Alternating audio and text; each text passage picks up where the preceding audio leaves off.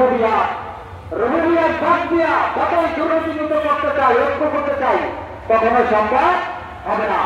তাহলে আমাদেরকে এই তিন বিষয় গ্রহণ করতে হবে: মানুষের সার্বভৌমত্ব, মানুষের আইনবিধান কর্তৃত্বকে অস্বীকার অমূল্য করে জীবনের সকল ক্ষেত্রে সার্বভৌমত্ব আইনবিধান কর্তৃত্ব একমাত্র আল্লাহর গ্রহণ করতে হবে।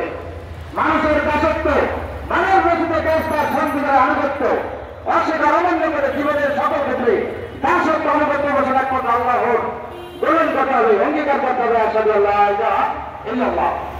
কিন্তু হচ্ছে মানব রচিত ব্যবস্থা তার ব্যক্তিত্ব সরকারকে অস্বীকার অমান্য করে জীবনের সকল ক্ষেত্রে মুহাম্মদ রাসূলুল্লাহ সাল্লাল্লাহু আলাইহি ওয়াসাল্লামকে একমাত্র সংবিধান আনুগত্যের অনুসরণ অঙ্গীকার করতে হবে। আশহাদু আন্না মুহাম্মাদার রাসূলুল্লাহ।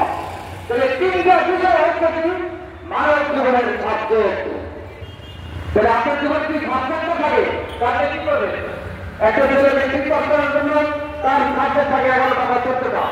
এই স্বার্থের উদ্দেশ্যে পড়াশোনা না করে পাস করতে পারবে? কখনো সম্ভব না। তাহলে মানব জীবনের স্বার্থ হচ্ছে তিনটা: আল্লাহকে একমাত্র রব মানা, আল্লাহকে একমাত্র মানা, মুহাম্মদ সাল্লাল্লাহু আলাইহি ওয়াসাল্লামকে একমাত্র আল্লাহর নিষেধ গ্রহণ করা। যদি এই তিন বিষয় গ্রহণ করে আমি এই নেতৃত্ব হতে পারি, এই জন্য বন্ধুগণ দ্বিতীয় ডাক দিয়েছিলেন এই যে জামাতের কাজটা হলো, সে ঐক্য করতে চায় নাই। তার কারণ কি? জাতির মানুষ ঐক্য করে